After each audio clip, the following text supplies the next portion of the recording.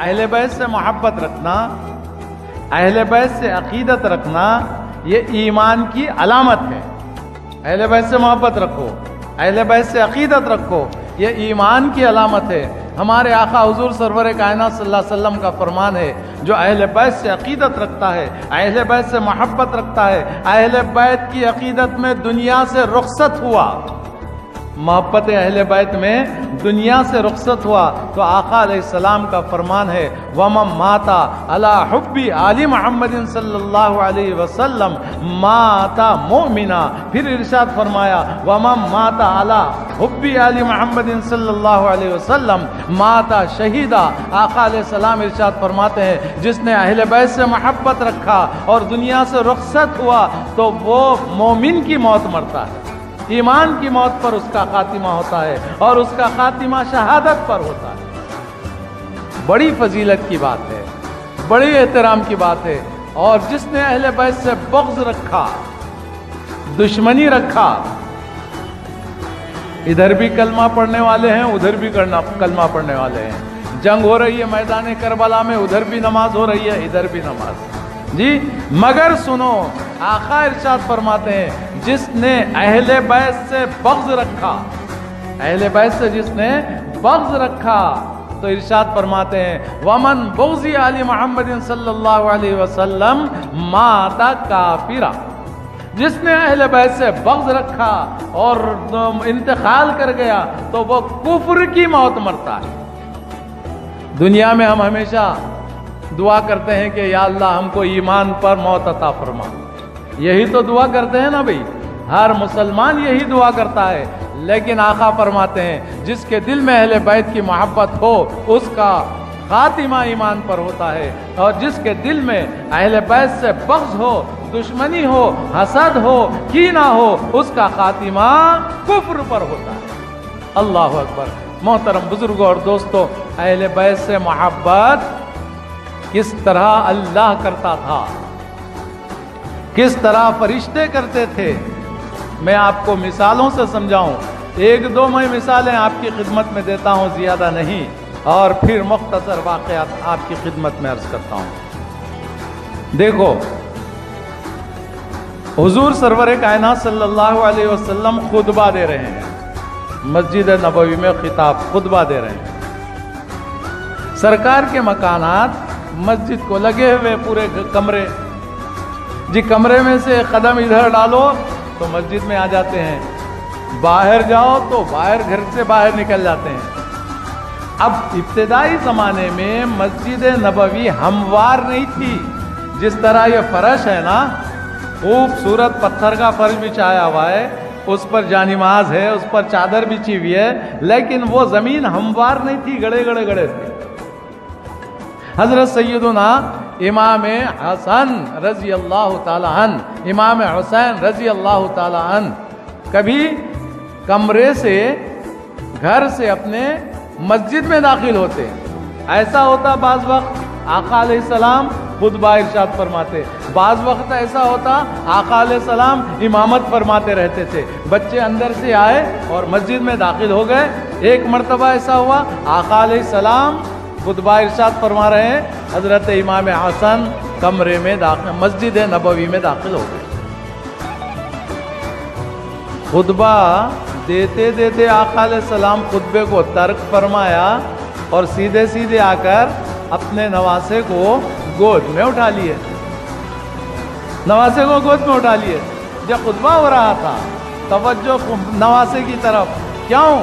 صحابہ نے پوچھا رسول اللہ ایسا کیوں؟ تو آقا فرماتے ہیں میرا نواسا کہیں گر نہ جائے، اس کو مار نہ لگ جائے، اس کو تکلیف نہ ہو جائے، اسی لیے میں نے اس کو اٹھا لیا ہے۔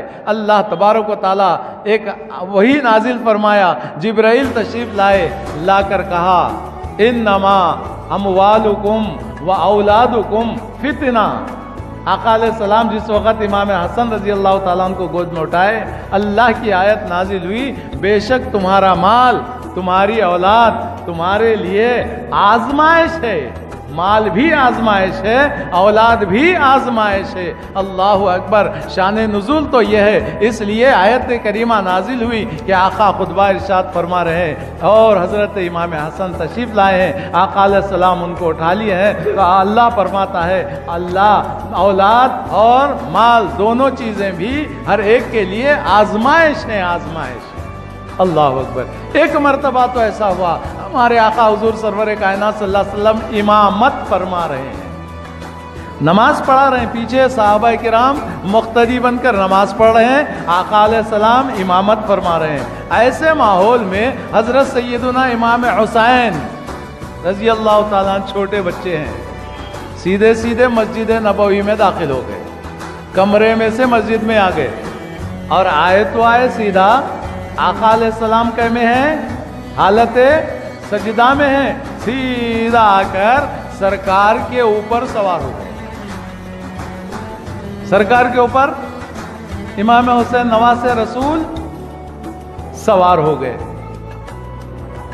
اب نماز میں عام طور پر امام صاحب جو تسبیح پڑھتے ہیں سبحان ربی الاعلیٰ، سجدے میں سبحان ربی الاعلیٰ، سبحان ربی الاعلیٰ، سبحان ربی الاعلیٰ، پیچھے کے لوگوں کا خیال کرتے ہوئے پڑھتے ہیں، بیمار بھی رہتے ہیں، بوڑھے بھی رہتے ہیں، کمزور ناتوان بھی رہتے ہیں، سب کا خیال کرتے ہوئے امام صاحب پڑھتے ہیں 3 مرتبہ، 5 مرتبہ، 7 مرتبہ، نہیں اس سے بڑھ کر پڑھیں گے تو بیماروں کو تکلیف ہوگی، بوڑھوں کو تکلیف ہوگی، ناتوان کمزور لوگوں کو تکلیف ہوگی، پیچھے والوں کا خیال۔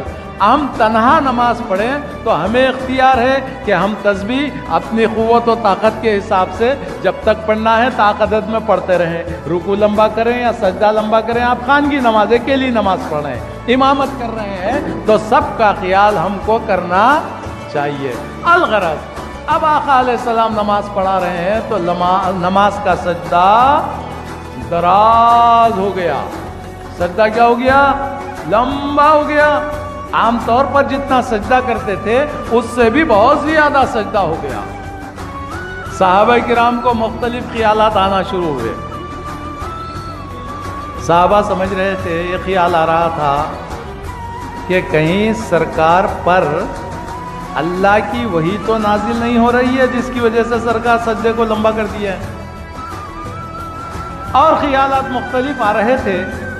جب نماز سے فارغ ہوئے تو صحابہ نے فوری پوچھا یا رسول اللہ صلی اللہ علیہ وسلم، خلاف عادت آج کا سجدہ بہت دراز ہو گیا ہے، آج کا سجدہ بہت لمبا ہو گیا ہے، اس کی وجہ کیا ہے؟ آقا علیہ السلام نے ارشاد فرمایا، میں جب سجدے میں تھا میرا نواسہ حسین رضی اللہ تعالیٰ میری گردن پہ سوار ہو گیا، اگر میں اٹھ جاتا تو وہ گر جاتے، اور وہ گرتے انہیں مار لگتا، مجھے یہ بات پسند نہیں تھی، انہیں گر جاتے مار لگتا تو یہ بات مجھے پسند نہیں تھی۔ جب تک کہ وہ اپنی خودی سے نہیں اترے میں اپنے سر کو نہیں اٹھایا۔ اللہ اکبر۔ دیکھیے کتنی محبت اپنے نواسوں سے آقا علیہ الصلوۃ والتسلیم کو ہے۔ میں محبت بتانا چاہ رہا ہوں، اہل بیت سے جو محبت ہے نا، اللہ کیسی محبت کرتا تھا، رسول کیسی محبت کرتے تھے، صحابہ کرام کیسی محبت کرتے تھے اہل بیت کرام رضوان اللہ تعالیٰ علیہم اجمعین سے، تو آقا علیہ السلام اپنے سجدے کو دراز کر دیا، لمبا کر دیا۔ کس کے لیے؟ بولو، نواسے کے لیے سجدے کو لمبا کر دیا۔ اب یہ بات کو دماغ میں رکھو، میں نواسے کا سجدہ بھی بیان کروں گا کہ نواسے نے نانا کے دین کے لیے، نانا کی شریعت کی حفاظت کے لیے انہوں نے کتنا سجدہ کیا، انہوں نے کتنے سجدے کو لمبا کر دیا، وہ میں آپ کی خدمت میں عرض کروں گا۔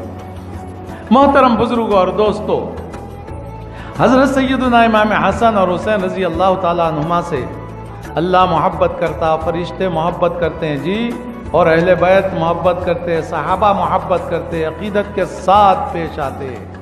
ایک مرتبہ کی بات بولتا ہوں، خصوصاً ہمارے ننھے بچے بیٹھے ہوئے ہیں ان کے لیے۔ ایک مرتبہ حضرت سیدنا امام حسن اور حسین دونوں رضی اللہ عنہما اپنی اپنی تختی پر بہت خوبصورت لکھ لیا، اچھا جمع کے خط لکھ کے حضرت حسن اپنی تختی پر لکھے, حسین اپنی تختی پر لکھے, اور دونوں نے سیدھے سیدھے حضرت سیدنا علی مرتضیٰ ابا حضور کے پاس گئے, جا کر کہا کہ ابا جان, ہم نے اپنی اپنی خط پر, اپنی اپنی تختی پر خوش خط لکھا ہے, اب آپ فیصلہ کیجئے کہ دونوں میں کس کا خط اچھا ہے. سبحان اللہ پڑھیے. سیدنا علی مرتضیٰ رضی اللہ تعالیٰ عنہ سوچتے ہیں, اگر امام حسن کا خط اچھا کہوں حسین رنجیدہ ہو جائیں گے, حسین کا خط اچھا کہوں حسن رنجیدہ ہو جائیں گے. کہا کہ تمہارا فیصلہ تمہاری امی جان کریں گے. اب یہ شہزادے دونوں دوڑتے دوڑتے دوڑتے بھاگتے بھاگتے سیدھا حضرت بی بی فاطمہ رضی اللہ تعالیٰ عنہ کی خدمت میں حاضر ہوئے. کہا اماں جان, ہم نے کچھ لکھا ہے, آپ بتائیے کہ ان دونوں میں خط کس کا اچھا ہے. بی بی فاطمہ نے سوچا کہ جس کا فیصلہ ان کے ابا حضور نے نہیں کیا, اگر میں کروں تو پھر دونوں میں کسی کی رنجیدگی مجھے پسند نہیں ہے. جاؤ, تمہارا فیصلہ تمہارے نانا جان کریں گے. آقا علیہ الصلوۃ والتسلیم کے پاس تشریف لے جاتے ہیں. دونوں شہزادے حضور سرور کائنات صلی اللہ علیہ وسلم کی بارگاہ میں دونوں تختیاں لے کر حاضر ہوئے. آقا علیہ السلام نے سوچا جس کا فیصلہ علی نے نہیں کیا, فاطمہ نے نہیں کیا رضوان اللہ تعالی علیہ مجمعین, اس کا فیصلہ میں کیسے کروں؟ اگر ایک کا خط اچھا کہوں تو دوسرا ناراض, دوسرے کا اچھا کہوں تو یہ پہلا ناراض. لہذا عام طور پر آقا کی بارگاہ میں اللہ کا سلام لے کر یا اللہ کے احکامات لے کر فرشتوں کے سردار سیدنا جبرائیل امین علیہ السلام آیا جایا کرتے تھے. جبرائیل آ گئے. جیسے ہی جبرائیل تشریف لائے سرکار کی خدمت میں, آقا نے ارشاد فرمایا جبرائیل ذرا یہ دونوں بچوں کا فیصلہ تو کر دو. جبرائیل علیہ السلام سوچنے لگے, اس کا فیصلہ کوئی بھی نہیں کیا, میں کیسا کروں؟ آقا نے فیصلہ نہیں فرمایا, میں کیسے فیصلہ کروں؟ دونوں تختیاں لے کر اللہ کی بارگاہ میں حاضر ہو گئے. دونوں تختیاں لے کر اللہ کی بارگاہ میں حاضر ہو گئے.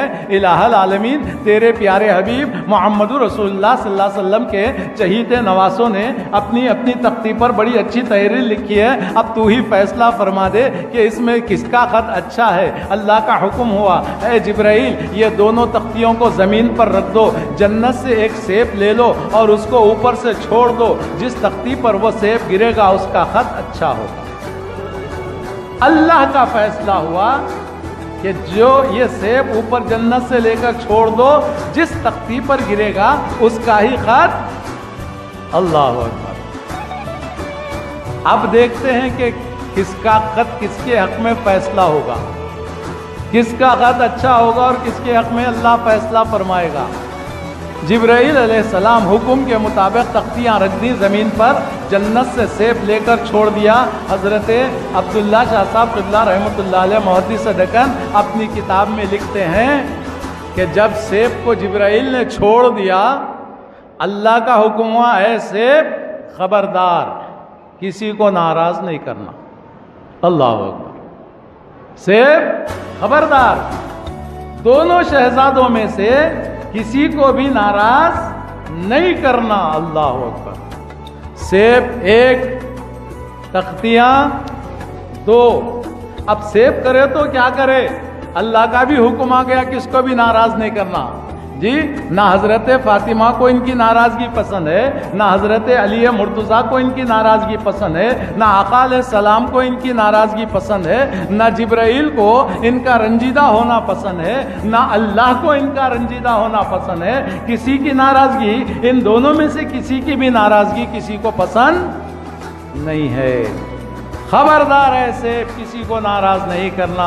اب آسمان سے جبرائیل علیہ السلام چھوڑ دیے ہیں سیب کو, اب سیب نیچے آ رہا ہے. آتے آتے جب قریب آ گیا آدھا آدھا ہو گیا, ایک تختی پر آدھا اور دوسری تختی پر آدھا گر گیا. دونوں شہزادوں کو اللہ نے خوش کر دیا. تیرا بھی خط اچھا ہے اور تیرا بھی خط اچھا ہے، اے حسین تمہارا بھی خط اچھا ہے، اے حسن تمہارا بھی خط اچھا ہے۔ یہ اللہ کا فیصلہ تھا۔ کیا مطلب؟ واقعہ چھوٹا ہے، بات معمولی ہے، لیکن سمجھنے کے لیے میں عرض کر رہا ہوں کہ ان تمام کی کسی کو بھی یہ دونوں کی ناراضگی پسند نہیں ہے۔ نہ حضرت حسن رنجیدہ ہو، اللہ کو پسند ہے، نہ رسول کو پسند ہے، نہ اہل بیت کو پسند ہے، نہ حسین کا رنجیدہ ہونا کسی کو پسند نہیں ہے۔ اس کے باوجود میدان کربلا میں دشمنوں نے آپ پر تیر و تلوار چلائی۔